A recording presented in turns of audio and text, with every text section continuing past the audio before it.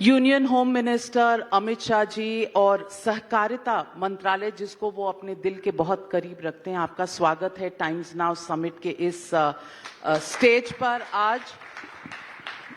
और मैं तहे दिल से खास आपका धन्यवाद इसलिए देना चाहती हूं क्योंकि टाइम्स नाउ अपने 20वें साल में प्रवेश कर चुका है और 20 साल भारत को आगे रखने की जो हमने संकल्प किया था उसी पर हम अग्रसर हैं।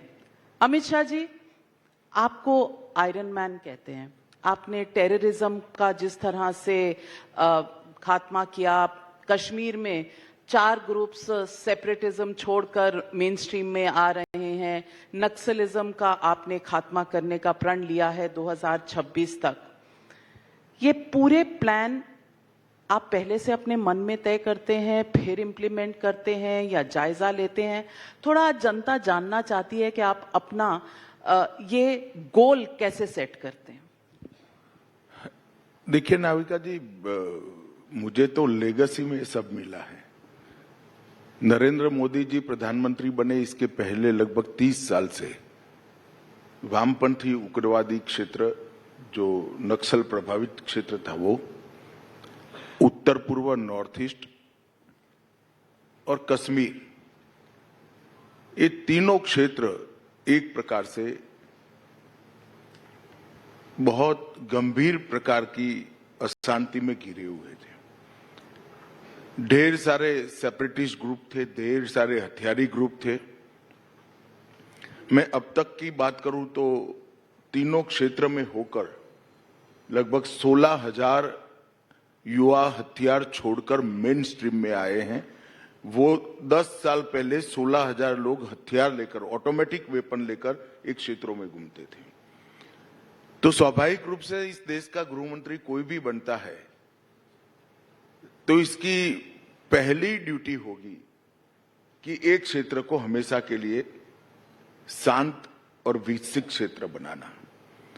और नरेंद्र मोदी सरकार की ये प्रायोरिटी है, प्रधानमंत्री जी की ये प्रायोरिटी है, तो ऑटोमेटिकली मेरी भी प्रायोरिटी बन जाती है। इसमें कोई तय कर आना और ऐसा नहीं। जिन लोगों को भारत के भूगोल का परिचय हो, सबको मालूम है कि ये 3 समस्याएं नासूर बनकर भारत के विकास को अवरुद्ध कर रही थी, रोक रही थी। और ये 3 समस्याओं के कारण ढेर सारी ऊर्जा सकारात्मक दिशा में जाने की जगह नेगेटिव खर्च हो रही थी। तो इसको शांत करना स्वाभाविक रूप से होम डिपार्टमेंट का प्रायोरिटी बनता है। अमित शाह जी, आप चुनाव इस तरह से लड़ते हैं जैसे विपक्ष तय ही नहीं कर पाता कि आपने किया क्या। 3 चुनाव आपने हाल ही में जीते, महाराष्ट्र, हरियाणा, दिल्ली का चुनाव। अब आपने कह दिया है कि बिहार, बंगाल, सब जगह आप आने वाले हैं और आपने तो कल पार्लियामेंट में कह दिया कि 15-20 साल तक किसी का कोई चांस ही नहीं है।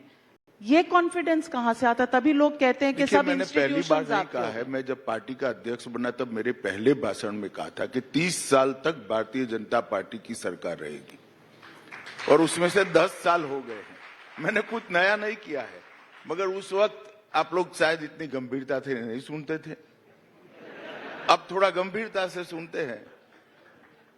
लेकिन इसीलिए शायद विपक्ष कहता है कि सारे इंस्टीट्यूशंस, इलेक्शन कमीशन सब आपका है, तो आपने अपनी जीत पहले से ही तय कर ली है, चुनाव बाद में होंगे। तो इसमें आपत्ति क्या है? लोकतंत्र के अंदर कोई भी पार्टी का विजय वो पार्टी के परफॉर्मेंस के आधार पर होता है। जब आप परफॉर्मेंस करते हो तो स्वाभाविक रूप से कॉन्फिडेंस होता है कि जनता हमें स्वीकार करेगी। जो परफॉर्म नहीं करते हैं उनका आत्मविश्वास नहीं होता है।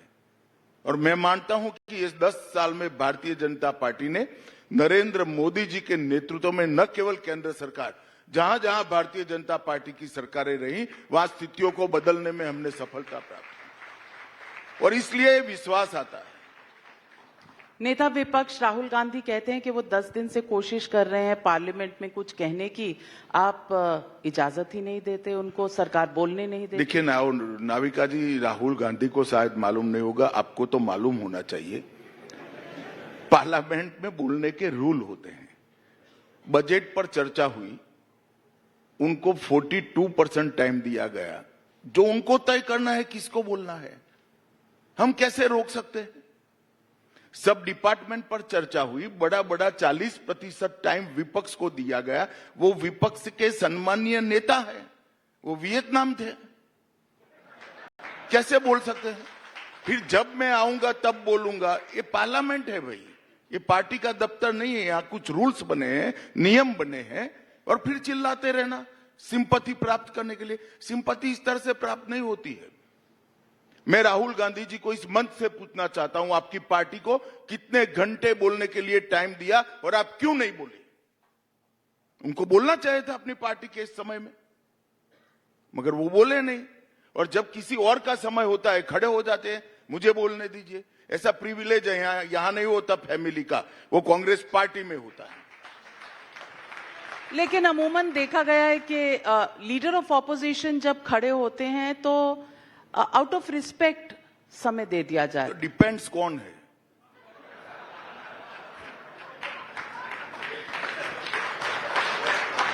पद का रिस्पेक्ट नहीं है, इंसान का रिस्पेक्ट होता है। ऐसा है नाविका जी, पद के साथ साथ आप कितनी संजीदगी से इस पद का कार्यभार वहन कर रहे हो, इसका भी महत्व होता है। आप कभी भी खड़े हो जाओगे और कहोगे कि मैं लीडर ऑपोजिशन हूं, ऐसे नहीं होता है। पार्लियामेंट के रूल्स बने आज के नहीं है, कांग्रेस के जमाने से बने। हमारे आने के बाद एक भी रूल हमने नहीं बदला है। पहले से पार्लियामेंट इसी रूल्स से चलती है, इसकी परंपरा है, अध्यक्ष के निर्णय है, ये सब मिल मिलाकर पार्लियामेंट चलती है। और मैं एक सीधी सी बात आपको पूछता हूं, इनकी पार्टी को टाइम दिया गया है नहीं दिया गया? और दिया गया तो वो क्यों नहीं बोले? उनको कोई नहीं रोक सकता। मगर जब आप आओगे तब बोलोगे किसका वक्तव्य चल रहा है, क्या चल रहा है, कोई बिल चल रहा है, कोई क्वेश्चन ओवर है, कुछ नहीं देखना और खड़ा होना। इस प्रकार से पार्लियामेंट नहीं चल सकती। आई एम सॉरी टू से, उन्होंने पार्लियामेंट के रूल्स का पूर्णतया पालन करना चाहिए, डिसिप्लिन तरीके से पालन करना चाहिए। विपक्ष कहता है कि देश में एक अनसेड इमरजेंसी चल रही है, किसी को बोलने की इजाजत नहीं है। कैसे मालूम पड़ा? बोले तब तो आपको मालूम पड़ा। अगर इमरजेंसी होती तो ऐसा बोलते ही जेल में जाते। ये धड़ल्ले से बोलते हैं ना, इमरजेंसी का डॉक्यूमेंट दिखाए बगैर इमरजेंसी बोल रहे। इससे ज्यादा आजादी क्या हो सकती है कि जबकि इमरजेंसी नहीं है और आप कहोगे इमरजेंसी है। वो कहते हैं फ्रीडम ऑफ स्पीच को आप ऑनर नहीं करते। देखिए, आपके मंच में यहां आकर बैठते तो स्वतंत्रता थी या नहीं थी? नहीं, हम तो बॉयकॉटेड लिस्ट में हैं। नहीं, आप नहीं, कहीं पर भी नहीं जाते हैं। फ्रीडम ऑफ स्पीच, कल प्रेस कॉन्फ्रेंस रख ले, चलो, कौन रोकता है? वो कहते हैं कि सवालों के जवाब नहीं देती आपकी सरकार बुलडोज करती है, आपकी सरकार में मुसलमानों के हक छीने जाते हैं, और कह रहे हैं कि इस देश का मुसलमान डरा हुआ है क्योंकि आप वक्फ बिल लेकर आने वाले हैं। देखिए, वक्फ बिल से किसी को भी डरने की जरूरत नहीं। 2013 में कांग्रेस पार्टी ने पार्लियामेंट के अंतिम सेशन में कोई लंबी बहस के बगैर वक्फ बिल को पारित कर लिया, और वो बिल पारित कर अपनी अपीसमेंट की पॉलिसी को आगे बढ़ाने के लिए, वोट बैंक क्रिएट करने के लिए ढेर सारे ऐसे प्रावधान कर दिए जो हमारे संविधान से ही मेल नहीं खाते। हम वक्फ बिल को संविधान से संरेखित करने का काम कर रहे हैं। कोई भी बिल, कोई भी कानून संविधान के स्पिरिट से ऊपर नहीं हो सकता है। एक फैसला वक्फ बोर्ड करता है, उसको देश की अदालत में चुनौती नहीं दे सकते। ऐसा भारत जैसे देश में कैसे चल सकता है? कभी नहीं हो सकता। और हुआ है, मैं आपको बताता हूं, दिल्ली के 123 प्राइम लोकेशन की प्रॉपर्टी को वक्फ घोषित कर दिया, और कानून क्या बनाया, इसको आप चैलेंज नहीं कर सकते हो। प्रयागराज में चंद्रशेखर आजाद गार्डन, जहां चंद्रशेखर आजाद जी ने अंतिम सांस ली, उसको वक्फ प्रॉपर्टी घोषित कर दिया गया। अब कोई मौलाना साहब कहते हैं पार्लियामेंट और राष्ट्रपति भवन वक्फ है, ईडन गार्डन्स भी। अब भाई ये कैसे चलेगा? हमने इतना ही बदलाव किया है कि कोई भी निर्णय होगा वो निर्णय कानून की अदालत में इसको चुनौती दे सकते हैं। तो सरकार के निर्णय को भी दे सकते हैं, वह कभी क्यों? तो क्या सरकार ऐसे रोएगी कि हमारा अधिकार ले लिया? सरकार के कानून भी चैलेंज होते हैं। और ये पूरा पचड़ा जब पार्लियामेंट में चर्चा होगी, दूध का दूध पानी का पानी हो जाएगा। ये देश के माइनॉरिटी को, विशेषकर मुस्लिम भाइयों बहनों को गुमराह करना चाहता है। मैं इनको कहना चाहता हूं, आपके अधिकार पर कोई तराप मारने की बात। अब कहते हैं हमारी मस्जिदें छीन लेंगे। ये रिट्रोस्पेक्टिव इफेक्ट से बिल नहीं आ रहा है, कैसे छीनी जाएगी? बिल आगे के समय के लिए है। आप 2013 में जो बिल लेकर आए थे वो रिट्रोस्पेक्टिव इफेक्ट था, मगर वोट बैंक कंसोलिडेट करने के लिए झूठ पर झूठ, झूठ पर झूठ, झूठ पर झूठ बोलते जाना। इतने साल से इतने चुनाव हारे फिर भी सीखते नहीं है। हम क्या कर सकते बताइए? लेकिन कुछ मेंबर ऑफ पार्लियामेंट ओवैसी जैसे तो ब्लैक बैंड पहनकर आते हैं पार्लियामेंट में। ये बिल आएगा तो बहुत हंगामा होगा। देखिए, उनका विरोध करने का अधिकार है। कोई कपड़ों से करता है, कोई शब्दों से करता है। शब्द नहीं होता तो कपड़ों से करते हैं। हम क्या कर सकते हैं? बाकी पार्लियामेंट में तो बोलकर विरोध करना चाहिए, तर्क से विरोध करना है, लॉजिक से विरोध करना चाहिए। तो आपने कहा कि ये बिल रेट्रोस्पेक्टिव नहीं होगा। अगर रेट्रोस्पेक्टिव नहीं होगा तो तमिलनाडु में एक मंदिर का लैंड जो है 1500 साल पुराना मंदिर, उसको जो वक्फ बताया गया है, उस मंदिर का क्या? ऐसा है, मैंने जो रिट्रोस्पेक्टिव इफेक्ट नहीं होगी ये कहा है, इन नई वक्फ की प्रॉपर्टियों को और पुरानी वक्फ की प्रॉपर्टियों के डिस्प्यूट को कहा है। डिस्प्यूट कोर्ट में तो जा ही सकते हैं, हम कैसे छीनेंगे? सरकार नहीं कर सकती है। डिस्प्यूट कोर्ट में तो जा ही सकते हैं। किसी का भी फैसला डेमोक्रेटिक कंट्री में कानून की अदालत में न जाए, इस प्रकार का कानून नहीं होना चाहिए। तो अगले हफ्ते में, और वो कानून को भी चैलेंज कर सकते हैं। जो कानून बनता है उसको भी तो कोई कोर्ट में चैलेंज कर सकता है। ढेर सारे 370 को भी चैलेंज किया था, सीए को भी किया है। चैलेंज हो ही सकते हैं कानून। अगर वो कॉन्स्टिट्यूशन के 4 कॉर्नर में नहीं है तो कोर्ट इसका संज्ञान लेंगी।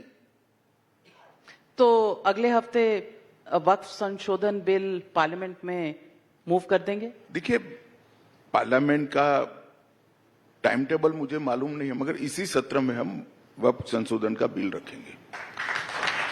और जितना ऑपोजिशन है, दिल्ली के जंतर मंतर में तमाम पार्टियां वहां जाकर उन्होंने कहा कि वो मतलब खून भी दे देंगे, अपोज जी, मैंने कहा ना, इमरजेंसी नहीं है। हर कोई विरोध कर सकता है, प्रदर्शन कर सकता है। इमरजेंसी कहां है? आप उन पर इल्जाम लगाते हैं कि वो अपीजमेंट करते हैं। सौगातें मोदी जो ईद पर भेजी जा रही है वो अपीजमेंट नहीं है? नहीं, इसमें क्या अपीजमेंट है? आपने होली भेजी नहीं, बैसाखी भेजेंगे? कई कार्यकर्ताओं ने भेजा है। आपको इंटरेस्ट सौगाते मोदी में है, आपको मतलब मीडिया को। नहीं, होली की भेजी थी। हमारा तो 15 अगस्त का भी कार्यक्रम होता है, 26 जनवरी का होता है, जन्माष्टमी का होता है, रामनवमी देखना कैसे मनाते हैं। इसमें कोई आपत्ति नहीं, मगर आपको सिर्फ यही दिख रहा है। आजकल सवाल इस पर उठ रहे हैं कि पॉलिटिक्स में चुनाव आ रहे हैं, तो बिहार का चुनाव आ रहा है, वहां नीतीश जी असेंबली में कुछ ऐसी बातें कर रहे हैं, कभी नेशनल एंथम चल रहा है, चल पड़ रहे हैं। तो क्या चुनाव की ये जो गठबंधन है ये दुरुस्त है, फर्म है? गठबंधन दुरुस्त है। हमारे सभी के सभी जिलों में एनडीए के सभी घटक दलों के जिला स्तर के संयुक्त सम्मेलन भी हो चुके हैं। सभी कार्यकर्ता एकजुट हैं। हमने बिहार के विकास के लिए मोदी जी की सरकार ने, नीतीश जी की सरकार ने ढेर सारे काम भी किए हैं। मैं बिहार लगातार जाता हूं, अभी 29 को भी जाने वाला हूं, और मुझे पूरा भरोसा है कि गत समय से भी ज्यादा बहुमत के साथ वहां पर एनडीए की सरकार बनेगी, इसमें कोई क्वेश्चन मार्क नहीं। तमिलनाडु के साथ भी एआईएडीएमके की आपकी जो अलायंस की कवायद है शुरू है, पुरानी मिसअंडरस्टैंडिंग सब क्लियर, अब तमिलनाडु की भी तैयारी है? देखिए, जहां तक तमिलनाडु का सवाल है, एआईएडीएमके के मित्र और हमारी पार्टी के लोग कुछ चर्चा कर रहे हैं। जैसे ही घोषित होगा देश के सामने आ जाएगा। परंतु वहां डीएमके सरकार ने जिस तरह से भ्रष्टाचार किया है और जिस तरह से अव्यवस्था फैली है, इंडस्ट्री वहां से भाग रही, यूथ वहां से भाग रहा है, हायर पे स्केल देकर भी कोई तमिलनाडु में नौकरी करना नहीं चाहता, इतनी अव्यवस्था कर दी है।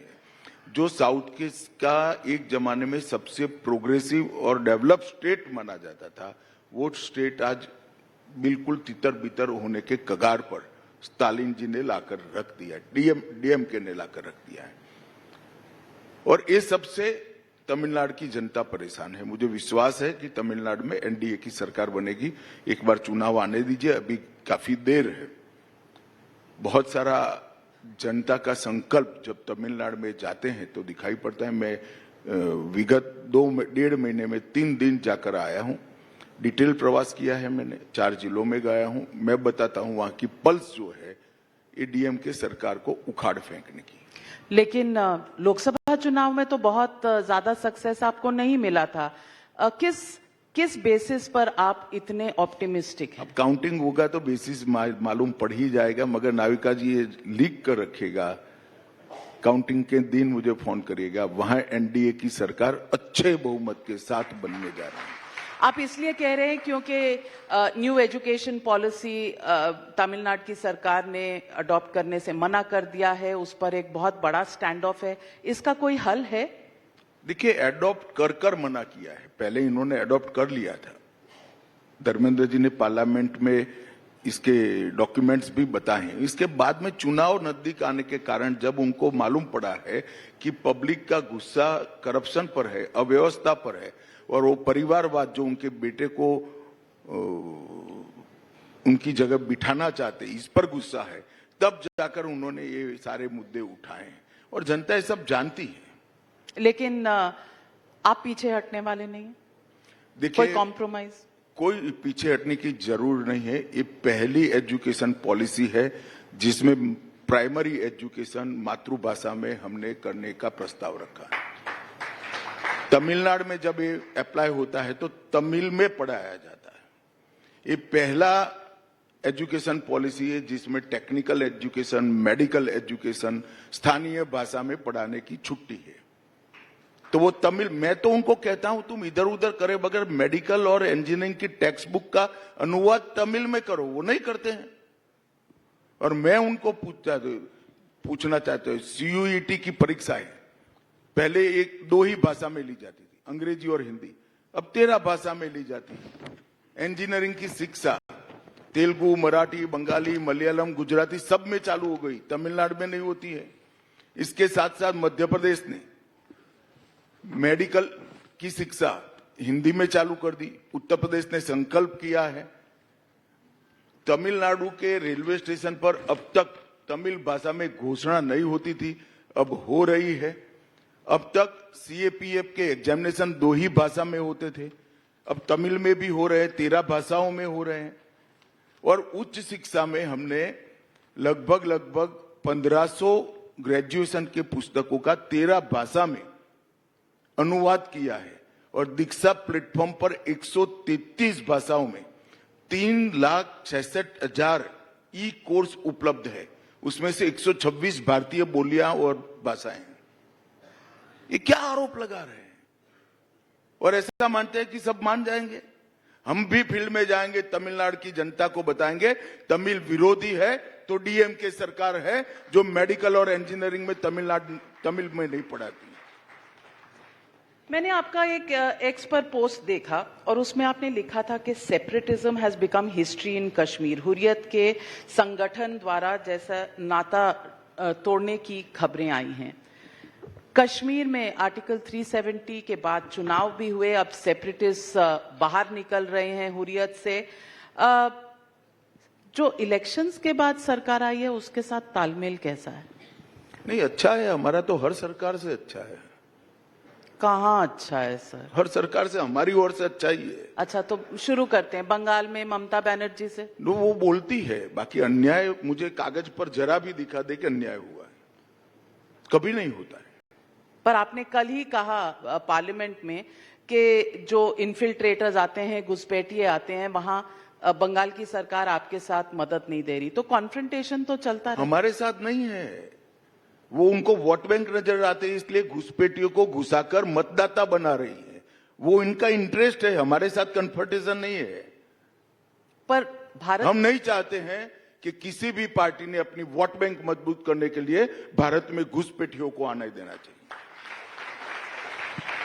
तो कश्मीर में आपने चुनाव करवा दिए, एक बड़ी सक्सेसफुल चुनाव हुए, सरकार बन गई, अब स्टेटहुड पर सवाल लोग पूछ रहे हैं। देखिए, सिर्फ चुनाव करा दिए ऐसा नहीं है। कश्मीर में 40 साल के बाद पहला चुनाव ऐसा हुआ है जिसमें एक भी रीपोलिंग नहीं हुआ है। दूसरा, 40 साल के बाद ऐसा चुनाव हुआ है जिसमें एक भी टीयर गैस नहीं चला है, एक भी गोली नहीं चली है। और बहुत लंबे समय के बाद ऐसा चुनाव हुआ है जहां 60% लोगों ने अपना मताधिकार का उपयोग किया है, चाहे घाटी हो चाहे जम्मू। मैं मानता हूं ये बहुत बड़ा परिवर्तन है। और हम नहीं जीते हैं, जो जीते वो ही सरकार चला रहे हैं। स्टेटहुड का सवाल है, इसमें बहुत सारे पैरामीटर्स को एक प्रकार से एसेस कर निर्णय लेना होता है। मगर नाविका जी, मैंने पार्लियामेंट के फ्लोर पर कहा है, प्रधानमंत्री जी ने पार्लियामेंट के फ्लोर पर कहा है, हम स्टेटहुड जरूर सुनिश्चित करेंगे। इसका टाइम टेबल इस तरह के शो में आपकी टीआरपी बढ़ाने के लिए हम नहीं कर सकते हैं। तो कोई ऐसी मशीन दीजिए तो हम भी ईवीएम की तरह कुछ टीआरपी का बंदोबस्त करें। देखिए, ईवीएम की अंदर से जीत का परिणाम निकालना है तो इसका मैं फॉर्मूला बताता हूं, विपक्ष भी सुन ले, बड़ा सरल है। सुबह 6 बजे से रात को 1 बजे तक अपने लिए जीने की जगह देश के लिए जीना सीखो, अपने आप ईवीएम जीता देगा। जो भारतीय जनता पार्टी के नेता करते, मगर सुबह 6 बजे से लेकर जब तक आपकी नींद न लगे अपने लिए ही जियोगे तो ईवीएम हरा देता है। तो आप कह रहे हैं कि विपक्ष के सारे नेता ऐसे ही करते हैं? मैंने किसी के लिए कुछ नहीं किया, मैंने तो फॉर्मूला बताया क्योंकि आपने पूछा। आपके खिलाफ ब्रीच ऑफ प्रिविलेज मोशन हुआ, वो राज्यसभा चेयरमैन ने रिजेक्ट कर दिया। 1 मिनट, ये आपका सवाल ही कांग्रेस पार्टी के प्रवक्ता जैसा है। प्रिविलेज के ब्रीच की मोशन कोई भी ला सकता है। आप एक बार वो रिकॉर्डिंग देख लीजिएगा, जब मैंने कहा कि प्रधानमंत्री राहत कोष में कांग्रेस पार्टी के अध्यक्ष हुआ करते थे। हमारे यहां ऐसा नहीं है, हम पार्टी और सरकार को अलग रखते हैं। तो उन्होंने कहा आप सत्यापित करिए, तो मैंने कहा मैं सत्यापित करूंगा। अब शाम को 8 बजे, बड़ा 7-8 बजे बात हुआ। दूसरे दिन 10 बजे मैं सत्यापित करता हूं या नहीं करता हूं, वो देखे बगैर वो प्रिविलेज का मोशन लेकर आ गए।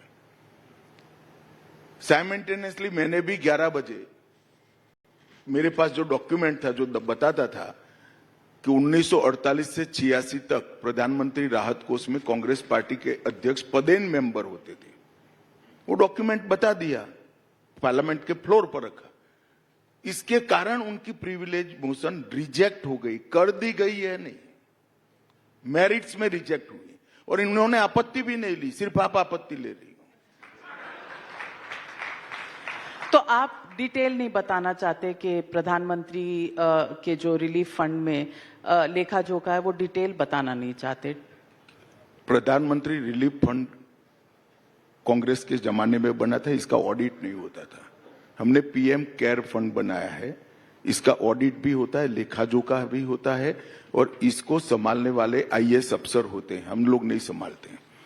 भारत सरकार के चुने हुए प्रधानमंत्री, गृह मंत्री, फाइनेंस मिनिस्टर और डिफेंस मिनिस्टर इसके मेंबर हैं। जो चुनकर आएगा वो उसका मेंबर रहेगा। हमने भारतीय जनता पार्टी के अध्यक्ष को नहीं रखा है। हमारा कामकाज ट्रांसपेरेंट है, उसका ऑडिट भी होता है और पूरी दुनिया के सामने ऑडिट उजागर भी होता है। एक सोसाइटी है, सोसाइटी के एक्ट के हिसाब से हम बैलेंस शीट भी सबमिट करते हैं। राहुल गांधी ने बहुत सवाल उठाए थे जो इलेक्शन कमिश्नर्स और चीफ इलेक्शन कमिश्नर की नियुक्ति के मामले थे। पहले उसमें चीफ जस्टिस होते थे, अब नहीं होते। तो मैं पूछना चाहती हूं कि चीफ जस्टिस को हटाने का आपका रीजन क्या है? देखिए नाविका जी, मेरी कम से कम आपके तो रिक्वेस्ट है कि ऑपोजिशन जो बोलता है इसको फेस वैल्यू पर मत लीजिए। इस गंभीर प्रकार के लोग नहीं हैं। अब मैं आपको बताता हूं क्या हुआ था। कांग्रेस के जमाने से कोई कमेटी नहीं थी, प्रधानमंत्री के सिग्नेचर से इलेक्शन कमिश्नर और चीफ इलेक्शन कमिश्नर अपॉइंट, कोई कमेटी भी नहीं थी। फिर कोई कोर्ट में गया तो कोर्ट ने कहा कि भाई इसके लिए कानून लाना चाहिए और जब तक कानून नहीं होता है तब तक प्रधानमंत्री, लीडर ऑपोजिशन और चीफ जस्टिस ऑफ इंडिया का कमेटी रहेगा। ठीक है, हम कानून लेकर आए और कानून के तहत हमने कमेटी बनाई कि प्रधानमंत्री, लीडर ऑपोजिशन और कोई एक मंत्री जो प्रधानमंत्री नियुक्त करेंगे उनकी कमेटी होगी। और इसके नीचे पैनल बनाने के लिए ढेर सारी जो एप्लीकेशन आएगी उसमें 9 सचिवों की कमेटी बनाई, सेक्रेटरीज की। वो उसको शॉर्टलिस्ट कर एक पैनल देगी। पैनल में से ऊपर जो कमेटी बैठेगी एक सिलेक्ट करेगी। फिर इसको चैलेंज करा, कोर्ट में मामला गया। कोर्ट के चीफ जस्टिस साहब ने मामले को जब सीज किया तब उन्होंने कहा तब तक ये अपॉइंटमेंट न हो ऐसा ऑर्डर करिए। सुप्रीम कोर्ट ने कहा हम कोई स्टे नहीं देते, हम कानून पर विचार करेंगे, तब तक अपॉइंटमेंट हो सकता है। ये सुप्रीम कोर्ट का ऑर्डर है। और उसके बाद में हमने मीटिंग बुलाई और ऑर्डर करा। अब इसमें हमने किसको निकाला, क्या निकाला? ये तो टेम्पररी अरेंजमेंट था। उन्होंने हमें कानून बनाने को कहा था तो कानून हमने बना दिया। लेकिन परसेप्शन तो यही है कि एक सरकार के परसेप्शन तोड़ने के लिए तो मैं आया हूं। गलत परसेप्शन चल रहा है। मैं फिर लौटती हूं उसी सवाल पर, क्योंकि एक परसेप्शन यह है कि एक कमेटी जो चूज करेगी इलेक्शन कमिश्नर, उसमें 2 एक ही पार्टी के, एक ही सरकार के सदस्य होंगे और एक लीडर ऑफ ऑपोजिशन। तो आप पहले ही मेजॉरिटी में हैं, मीटिंग करें या ना करें आप ही की चॉइस बनेगी। फिर तो कल आप कहोगे कि कैबिनेट सचिव भी एक ही पार्टी का आदमी तय करता है, गृह सेक्रेटरी, होम सेक्रेटरी भी एक ही पार्टी, वित्त सचिव भी एक ही मिनिस्टर तय करता है, प्रधानमंत्री तय करता है। ऐसे कैसे होता है देश? इलेक्शन कमीशन ऑफ इंडिया का एक्ट है। इलेक्शन कमीशन अपॉइंट होने के साथ ही उसको संवैधानिक संरक्षण मिलता है, उसकी स्वायत्तता तय होती है।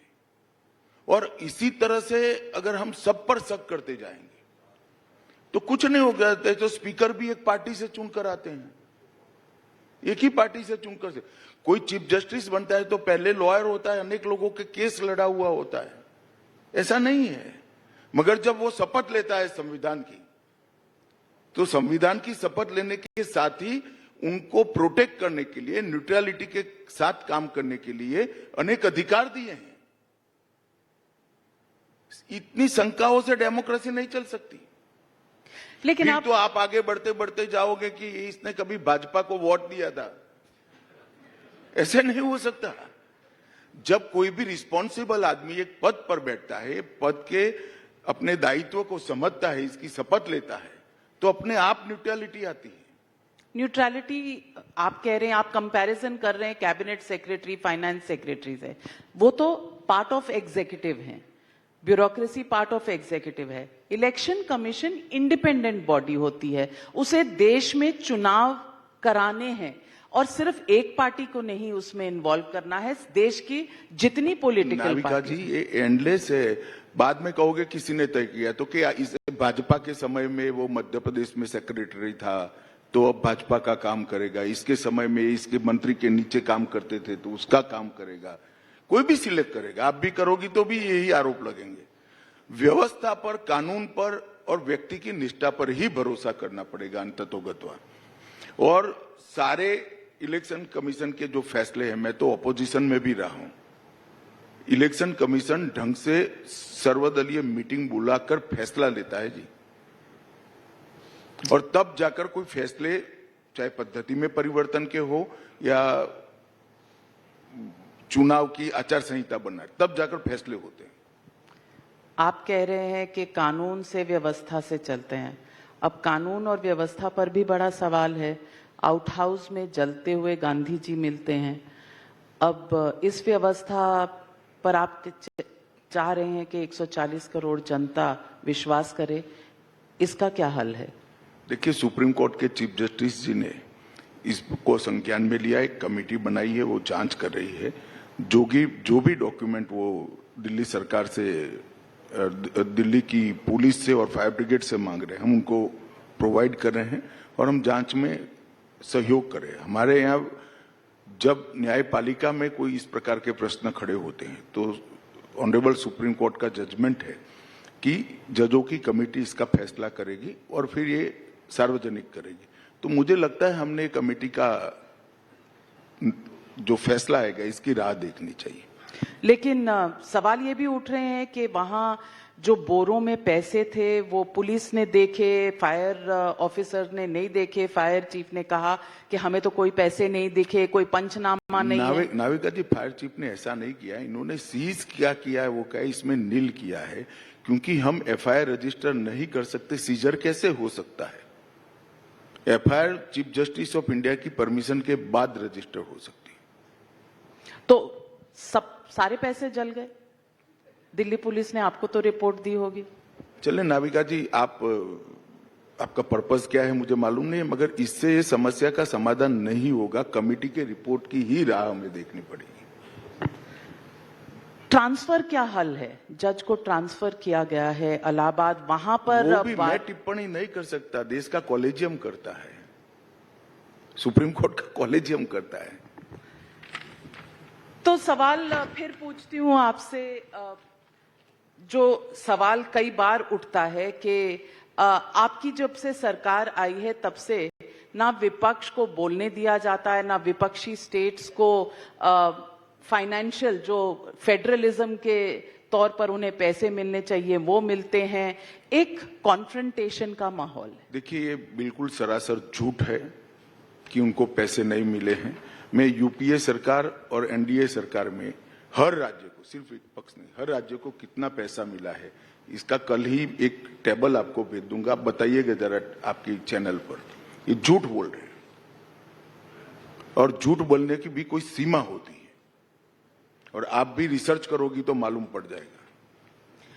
बजट में, और आपने कल ही एक अनाउंसमेंट किया कि सहकारिता डिपार्टमेंट की तरफ से अब टैक्सियां भी चलेंगी।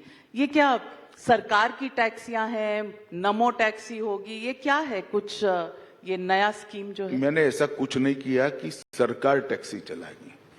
मैंने ऐसा कहा कि एक कोऑपरेटिव संस्था बन रही है जो कोऑपरेटिव बेसिस पर टैक्सी देश भर में चलाएगी, जिसमें 2 व्हीलर भी होगा, 3 व्हीलर भी होगा और 4 व्हीलर भी होगा। वो कोऑपरेटिव संस्था कर रही है। भारत सरकार का काम व्यापार करना नहीं है। मैंने इंफॉर्मेशन दिया। मैंने ये भी कहा कि कोऑपरेटिव सोसाइटी, एक कोऑपरेटिव सोसाइटी इंश्योरेंस के क्षेत्र में आगे आ रही है। तो अब इसमें सहकार और सरकार, जो अंग्रेजी में पढ़े हैं उनको जल्दी मालूम नहीं पड़ता है, इसके कारण थोड़ा कंफ्यूजन हो गया। अच्छा किया आपने पूछ लिया। तो आज सरकार मतलब गवर्नमेंट और सहकार मतलब कोऑपरेटिव। तो कोऑपरेटिव चलाएंगे। वो तो कोई भी चला सकता है नाविका जी, आप भी चला सकती हो टैक्सी। बिल्कुल, अब यही करना बाकी रह गया, यही करेंगे। अमित शाह जी, आपने वक्फ बिल की बात करी, यूसीसी इसके बाद आ जाएगा, एक के बाद एक। क्या वक्फ के पीछे पीछे यूसीसी? नहीं, पीछे पीछे क्या होता है? भारतीय जनता पार्टी की स्थापना से हम मानते हैं कि इस देश में कॉमन सिविल कोड होना चाहिए, और इस देश की संविधान सभा ने तय किया। कांग्रेस पार्टी संविधान सभा का स्पिरिट भूल गई, हम नहीं भूले।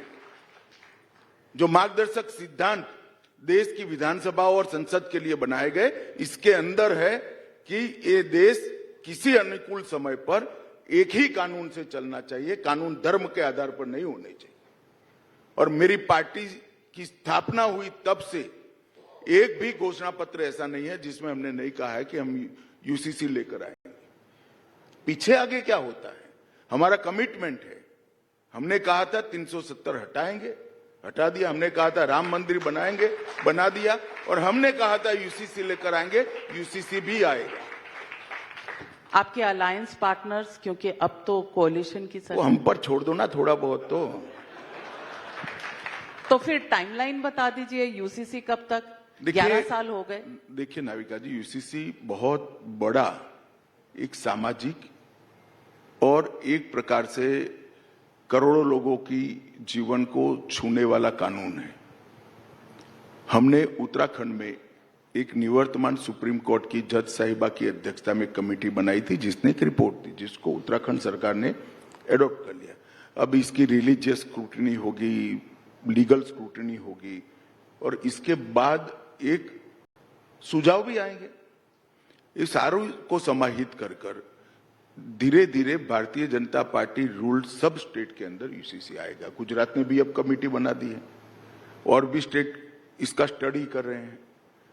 तो कोई टाइम टेबल नहीं है, जैसे जैसे स्टेट स्टडी पूरा करता जाएंगे आगे बढ़ता जाएगा। परंतु भारतीय जनता पार्टी का एजेंडा है कि हम यूसीसी जहां भारतीय जनता पार्टी की सरकार है वहां लेकर आएंगे। और मेरे लिए तो भारतीय जनता पार्टी के इस कालखंड में मैं कार्यकर्ता हूं, नेता हूं।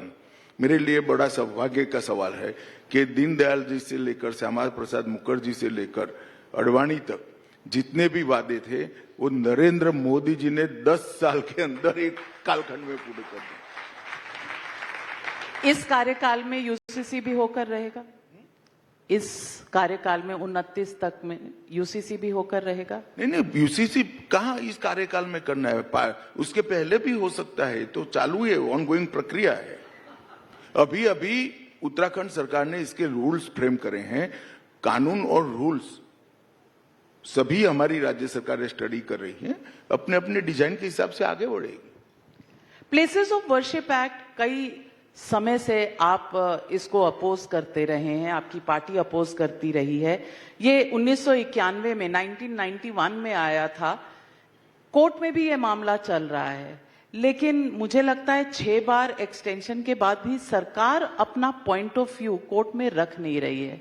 देखिए, मैं सुप्रीम कोर्ट में जो केस चल रहा है इसमें देश के गृह मंत्री नाते कुछ टिप्पणी करना नहीं चाहता। और मुझे विश्वास है कि सुप्रीम कोर्ट न्याय करेगा। सभी पक्ष अपना अपना पक्ष जरूर रखेंगे और उचित समय पर इसको सुप्रीम कोर्ट का जो आदेश है वो आ जाएगा। इतना तय है कि जो सुप्रीम कोर्ट का ऑर्डर आएगा इसका हम पालन करेंगे। लेकिन सरकार अपना पक्ष ही नहीं रख रही, आपने माइंड मेकअप नहीं किया? रखेगी ना नाविका जी, चर्चा होती है, डेमोक्रेसी है, फैमिली नहीं चलाती है, हमें विस्तृत चर्चा करनी पड़ती है। चर्चा बहुत ज्यादा लंबी नहीं हो गई जी? मामला भी गंभीर है।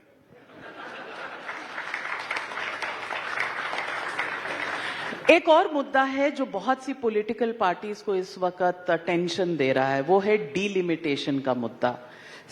साउथ की डीएमके ने उठाया है, तमाम साउथ के राज्य कह रहे हैं कि उन्होंने पॉपुलेशन पर कंट्रोल किया तो इसकी उनको सजा मिलेगी, क्योंकि जब डीलिमिटेशन की एक्सरसाइज होगी और आप 543 सीट से पार्लियामेंट लोकसभा को 750 सीट्स करेंगे तो उनका हक मारा जाएगा। देखिए नाविका जी, 2026 में तमिलनाडु में चुनाव है। अब मुझे बताइए कि अगले 5 साल इन्होंने मुद्दा क्यों नहीं उठाया? और अभी क्या हुआ है तो उठाएंगे? सिर्फ चुनाव है इसलिए उठाते हैं। आज 2026 में डीलिमिटेशन का मामला उठाने का तर्क क्या है? क्या सरकार ने डीलिमिटेशन एक्ट लेकर आई है? क्या नहीं लाई है?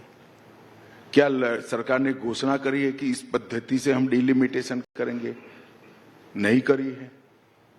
तो 5 साल आप चुप कर कर भ्रष्टाचार कर कर घर भरते रहे, जब हारने की कगार पर आ गए तब डिलिमिटेशन, लैंग्वेज, ये सारे इश्यू उठा रहे हो। तमिलनाडु की जनता समझती नहीं है। फिर भी जब उन्होंने उठाया तो मैं बहुत स्पष्ट कर देना चाहता हूं कि भारतीय जनता पार्टी की सरकार की ये नीति है, मोदी जी की नीति है। डिलिमिटेशन जब भी होगा किसी को 0.001% भी अन्याय नहीं होगा। कास्ट सेंसस पर राहुल गांधी रोज डिमांड करते हैं, आपका इस पे क्या डिसीजन है? देखिए, राहुल गांधी जी का तो ऐसा है कि किसी ने कुछ लिख कर दे दिया इससे चुनाव जीत जाएंगे तो वो बोलते रहते हैं। कास्ट सेंसस का अब तक का इतिहास है, जाति जनगणना 1947 से देश आजाद हुआ तब से 2013 तक जितनी कांग्रेस की सरकारें रही, इन्होंने इनके खिलाफ रिजोल्यूशन किया है। कांग्रेस ने ही विरोध किया है। दूसरी बात, 2013 में एक सामाजिक सर्वेक्षण कराया गया, उसमें जाति की गणना की, इसको जस का तस छोड़ दिया। 11 में कराया मगर उसको जस का तस छोड़ दिया, रिजल्ट भी नहीं, क्योंकि 48 लाख जाति आ गई थी। अब हम टेक्नोलॉजी का उपयोग करके क्या क्या पॉसिबिलिटी है, कैसे कर सकते हैं, उपजाति क्या होती है, सारी चीजों पर अभी काम कर रहे हैं। जैसे ही तय हो जाएगा हम सार्वजनिक करेंगे उसको। पर जाति जनगणना होगी। मैंने क्या कहा, किस प्रकार से जनगणना करेंगे वो जैसे ही तय हो जाएगा हम इसको सार्वजनिक करेंगे। राहुल गांधी ये भी कहते हैं कि मेरिट का आइडिया सही नहीं है, रिजर्वेशन। मुझे कांग्रेस पार्टी की पॉलिसी ही लगती है, वरना ऐसे ऐसे अध्यक्ष न मेरिट नहीं देखते। तो आप समझते हैं मेरिट, क्योंकि मैं नहीं समझता, राहुल जी समझते हैं। लेकिन 4% मुस्लिम रिजर्वेशन इन कॉन्ट्रैक्ट्स है, इस पर आपने और आपकी पार्टी ने ऑब्जेक्शन उठाया है। संविधान में अगर ये अलाउड नहीं है तो आप अब तक कोर्ट क्यों नहीं गए? देखिए, कोर्ट में जाने के अलावे भी कई रास्ते हैं, और जब पॉलिटिकल पार्टियां कोर्ट जाती है, इससे ज्यादा अच्छी बात है कि जिनका अधिकार मारा जाता है वो कोर्ट में जाए। इससे SC, ST, OBC, जब मुस्लिम आरक्षण आप शिक्षा में लेकर आते हो, नौकरियों में लेकर आते हो, तो ST, SC, OBC सबका अधिकार मरता है। और जब 4% आरक्षण कॉन्ट्रैक्ट में लेकर आता हो तो पूरे राज्य का अधिकार का हानि होता है, क्योंकि फिर बड़े रेट से भी जो टेंडर डालेगा उसको ठेका देना पड़ेगा, कॉन्ट्रैक्ट देना पड़ेगा, क्योंकि वो भरने वाला मुसलमान है। मैं तो आज के कार्यक्रम के माध्यम से पूरे देश की जनता को पूछना चाहता हूं कि कांग्रेस पार्टी की पॉलिसी है कि कॉन्ट्रैक्टरों में 4% मुसलमानों को कॉन्ट्रैक्ट दिया जाए। कॉन्ट्रैक्ट क्वालिटी और कीमत के आधार पर देना चाहिए या धर्म के आधार पर देना चाहिए, ये देश की जनता को तय करना है। और हमारा संविधान किसी भी धर्म के आधार पर किसी भी प्रकार के आरक्षण को सहमति नहीं देता है। ये जब भी देश की अदालतों में आएगा अपने आप स्ट्रक डाउन हो जाएगा। उनको भी मालूम है स्ट्रक डाउन हो जाएगा, मगर एक लॉलीपॉप पकड़ाने के लिए किया है। लॉलीपॉप का जमाना है, तो मैं ये पूछूंगी कि एक पिटीशन डाली गई है और पिटीशन में राहुल गांधी की सिटीजनशिप चैलेंज हुई है। अब सिटीजनशिप का लेखा जोखा तो होम मिनिस्ट्री में ही होगा। मगर पिटीशन यहाँ नहीं है ना, कोर्ट में है। नहीं तो वहां बता देंगे ना, आप क्यों चिंता करती हो? नहीं तो आपने तहकीकात तो की होगी। देखिए, मैं इस तरह से नहीं बता सकता किसी भी नागरिक की सिटीजनशिप के साथ। इसलिए एक बड़ा गंभीर मामला होता है, सबके स्वमान के साथ जुड़ा हुआ मामला है। चूंकि वो विपक्ष में है, मैं इस तरह की ओछी राजनीति नहीं करता। कोर्ट जब हमें नोटिस निकालेगा उचित स्तर पर इसका एफिडेविट दायर कर दिया। बुलडोजर जस्टिस पर आपका क्या विचार है? मेरे विचार का कोई मतलब नहीं है। मेरे पास ना बुलडोजर है ना कुछ है। मैं तो गृह मंत्रालय देखता हूं, देश की सीमाओं की सुरक्षा करता हूं। जिनका काम है वो देखे। बीजेपी 2023 से नया अध्यक्ष डिक्लेयर करने वाली थी, अब तो 2025 आ गया। 2023 ऐसा किसी ने नहीं कहा है। आप लोग आकलन लगा देते हो, आकलन झूठा साबित होता है जनता में। तो आपने कहा था, आपने नहीं किया, मगर हमने कभी नहीं कहा 2023, कभी नहीं किया, कभी नहीं कहा है। वो हो जाएगा। सबसे रेगुलर चुनाव कराने वाली पार्टियों में से एक भारतीय जनता पार्टी है। हमारे जिला स्तर के चुनाव, राष्ट्रीय अध्यक्ष का तो एक इकाई है। हमारे यहाँ बूथों के, लाखों बूथों के चुनाव हो गए। तहसील, मतलब तहसील भारतीय जनता पार्टी, मंडल के चुनाव हो गए, जिलों के हो गए, स्टेट के भी कमोबेश सब ये 4-5 दिन में डिजाइन है, सब हो जाएगा 80%। तो हमारे चुनाव समाप्ति में तो अध्यक्ष का भी हो जाएगा। 100 साल राष्ट्रीय स्वयंसेवक संघ के हो रहे हैं। आप क्या समझते हैं, क्या कंट्रीब्यूशन रहा? क्योंकि पॉलिटिक्स में बहुत सवाल जवाब इस मुद्दे पर उठते हैं, पार्लियामेंट में भी, पार्लियामेंट के बाहर में भी। आप राष्ट्रीय स्वयंसेवक संघ को कैसे देखते हैं? देखिए, राष्ट्रीय स्वयंसेवक संघ के कंट्रीब्यूशन को नापने का ना कोई सिस्टम बना है, न इस स्केल के योगदान को नापने की कोई पद्धति है। एक नागरिक को अच्छा नागरिक बनाना, राष्ट्रभक्त बनाना, इससे बड़ा कंट्रीब्यूशन देश के विकास के लिए हो ही नहीं सकता। और 100 साल से करोड़ों लोग ऐसे तैयार किए जो जहां गए, सरकार की नौकरी में गए, चार्टर्ड अकाउंटेंट बने, इंजीनियर बने, डॉक्टर बने, राजनीति में गए, मजदूर क्षेत्र में गए, धार्मिक क्षेत्र में गए, जहां गए एक देशभक्त नागरिक के रूप में उन्होंने काम किया है। और संघ का ये जो ट्रैक रिकॉर्ड है, इसके नाप की कोई फुटपट्टी ही नहीं है। मैं तो खुद स्वयंसेवक बना हूं, मुझे मालूम है सोच को किस तरह से स्ट्रक्चर, मेरी सोच किस तरह से स्ट्रक्चर हुई है, किस तरह से एक दिशा में गई है। बहुत सारे आयामों को एक साथ रखकर, देशभक्ति को मध्य में रखकर, केंद्र में रखकर कैसे सोचा जा सकता है, ये मैंने देखा है। अब ये इस प्रकार के सवाल से कुछ पंक्तियों में मैं इसका वर्णन नहीं कर सकता। ढेर सारे क्षेत्रों में संघ के स्वयंसेवकों ने देश के विकास के लिए बहुत बड़ा योगदान दिया है और देश को 2 प्रधानमंत्री भी दिए हैं। तो संघ का कितना हस्तक्षेप रहता है पार्टी के अध्यक्ष बनाने में? जरा भी हस्तक्षेप नहीं रहता है। हमारे सरकारेवा ने क्लियर भी कर दिया है कि भाई हर संगठन अपने तरीके से चलता है। परसेप्शन तो ऐसी नहीं है। परसेप्शन से मीडिया चल सकता है, परसेप्शन से संस्थाएं नहीं चलती हैं, क्योंकि संस्थाओं को लंबा समय चलना होता है। सबसे बड़ा सवाल एक जो बार बार पॉलिटिकली उठकर आता है वो है मणिपुर का सवाल। नॉर्थ ईस्ट बहुत तरीकों से आगे बढ़ा है, इसमें कोई दो राय नहीं है, लेकिन मणिपुर में सिचुएशन जो अब प्रेसिडेंट्स रूल लगा है, क्या ये पहले लगना चाहिए था? क्या वहां की वायलेंस में पहले कंट्रोल किया जा सकता था? ये सवाल जरूर उठते रहते हैं, इन पर आपकी राय? देखिए नाविका जी, दूर से देखकर सवाल उठाना और सलाह देना दोनों बड़ा सरल होता है। एक कॉम्प्लेक्स सिचुएशन थी, एक प्रकार से वंशीय हिंसा थी, जातीय हिंसा थी, कोई राइट्स नहीं थे। 2 समुदायों के बीच में अपने इंटरेस्ट को लेकर एक क्लैश हुआ और ये मणिपुर में पहली बार नहीं हुआ, कई बार हुआ है। जब भी हुआ 3 साल 4 साल चला है और हजारों लोग मारे गए हैं। अब मणिपुर में कमोबेश 7 माह से शांति है, सारे बाजार खुल गए हैं, दुकानें चालू हो गई हैं, जो महंगाई थी वो भी अब जमीन को देश के बाकी हिस्सों की तरह हो गई है, रेलवे भी मणिपुर पहुंच गई है और दोनों समुदायों के बीच में भारत सरकार का गृह मंत्रालय एक बैठक कर चुका है और बैठकें भी नजदीक के समय में ही चिन्हित की गई है। मुझे लगता है कि धीरे धीरे गाड़ी पटरी पर चढ़ जाएगी, इसमें बहुत चिंता करने की अब देश को जरूरत नहीं है। आपको लगता है कि जो चीफ मिनिस्टर को हटाना, प्रेसिडेंट्स रूल लगाना शायद थोड़ा पहले होना चाहिए था?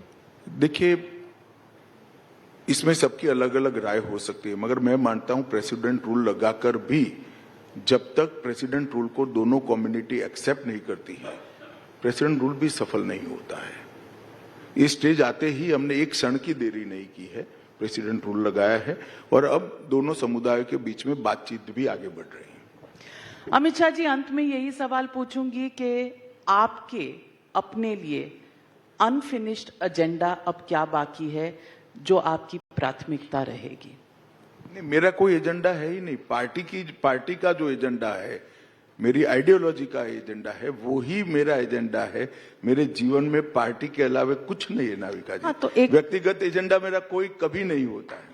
नहीं तो एक गृह मंत्री होते हुए, एक सहकारिता मंत्री होते हुए, हर इंसान देखिए, तो मोदी जी ने 130 करोड़ लोगों के लिए एक एजेंडा तय किया है, 2047 तक पूर्ण विकसित भारत की रचना करना और ऐसा भारत बनाना जो पूरे संसार में हर क्षेत्र में सर्वप्रथम हो और पूरे संसार को अपनी संस्कृति, इतिहास और ज्ञान से प्रभावित करे।